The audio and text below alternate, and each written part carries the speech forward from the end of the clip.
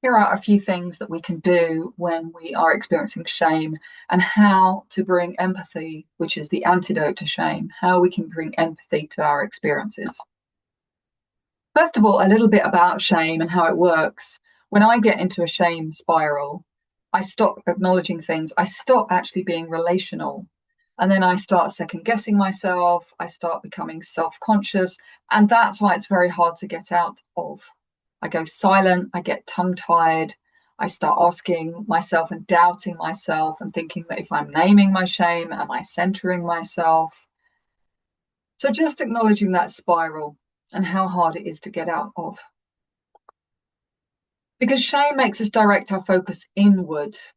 It becomes all about me, and I start viewing my entire self in a negative light.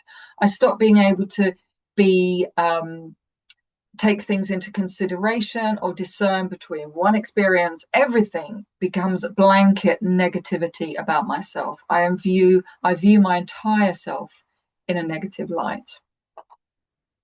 So what we can do is to go to a safe person, someone who you know won't judge or try to advise you.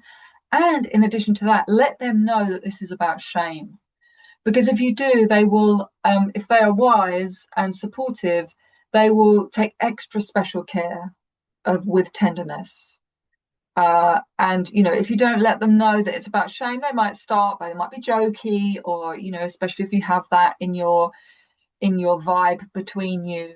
I know I can be quite jokey, so if you come to me say it's about shame, I'm going to say, right, I'm here. Be really focused. Won't be making any interpretations, and I'll just be super compassionate and gentle. And then what you can do by yourself is to acknowledge your intention. And this is even possible even if you are in meetings, and do it silently. So you can imagine yourself being supported by a loving person who welcomes you no matter what. So bring in their energy. And you can say things to yourself like, I am doing my best. This didn't begin with me, and I have a part to play in improving things. Or I belong just as I am. I make mistakes just like everyone else. You might need to say these to yourself a few times. I belong just as I am. I make mistakes like everyone else. And as you're saying these things, just see if you can locate it in your body as well. Like, I make mistakes like everyone else. As I say that, I feel some grounding. I feel some release of the burden of it's all about me. You could name the need that you were trying to meet to yourself. I was trying to meet a need for emotional safety, and it's impacted someone else. I will understand this better at some point. And it's helpful to name that bit of I will understand this better at some point, because that's like another aspiration. I don't understand this now. I will understand it better at some point. I think it also stops us blaming others for doing it wrong or being lacking in some way.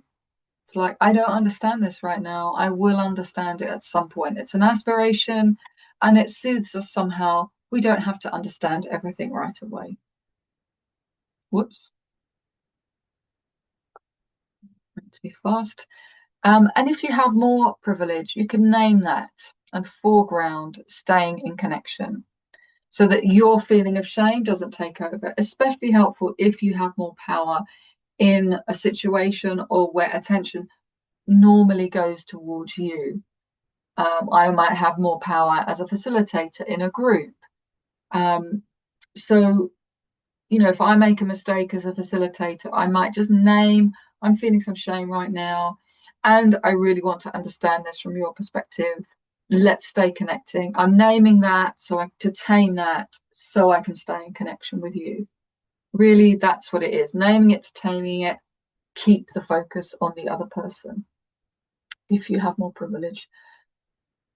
Just taking a breath with all of these possibilities and all of the tenderness that you have experienced, all of the shame that you will have experienced, just as I have too.